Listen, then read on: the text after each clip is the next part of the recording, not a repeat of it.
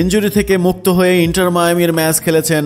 অবশেষে এবার জানা গেল আর্জেন্টিনা দলেও ফিরছেন কিংবদন্তি লিওনেল মেসি। চলতি বছরের কোপা আমেরিকার ফাইনালে চোটে পড়ার পর দলের বাইরে ছিলেন আর্জেন্টিনার এই বিশ্বকাপ জয়ী অধিনায়ক।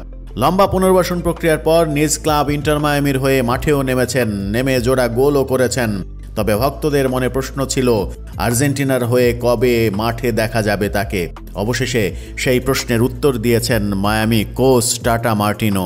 ইন্টার মায়ামির কোচ জেরার্ডো টাটা মার্টিনো নিশ্চিত করেছেন, লিওনেল মেসি আর্জেন্টিনা জাতীয় দলের হয়ে অক্টোবরে ভেনেজুয়েলা এবং বলিভিয়ার বিপক্ষে বিশ্বকাপ বাছাই পর্বের ম্যাচগুলোতে অংশগ্রহণ করতে প্রস্তুত। মেসি সর্বশেষ আন্তর্জাতিক ম্যাচ খেলেছেন 2024-এর কোপা আমেরিকায়, যেখানে তিনি আর্জেন্টিনার হয়ে শিরোপা জয়ের অন্যতম কারিগরও ছিলেন।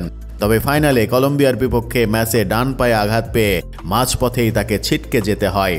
এরপর মেসি 2 মাসের বেশি মাঠের বাইরে ছিলেন। সেপ্টেম্বরে আন্তর্জাতিক ম্যাচগুলো মিস করবেন বলেও জানা যাচ্ছে পুরোপুরিভাবে।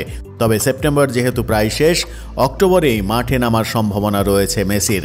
মেসি ইন্টার মায়ামির হয়ে 14 সেপ্টেম্বর ফিলাডেলফিয়া ইউনিয়নের বিপক্ষে 3-1 ব্যবধানে ম্যাচ জয়ী এক ম্যাচ খেলেন, যেখানে 2 গোল করতে দেখা যায়। অক্টোবরে লিওনেল মেসি আর্জেন্টিনা দলে ফিরলে সেটি আর্জেন্টিনার জন্য একটা দারুণ সুখবর হবে বলে ভাবছেন আর্জেন্টিনা এবং লিওনেল মেসির কোটি ভক্তরা।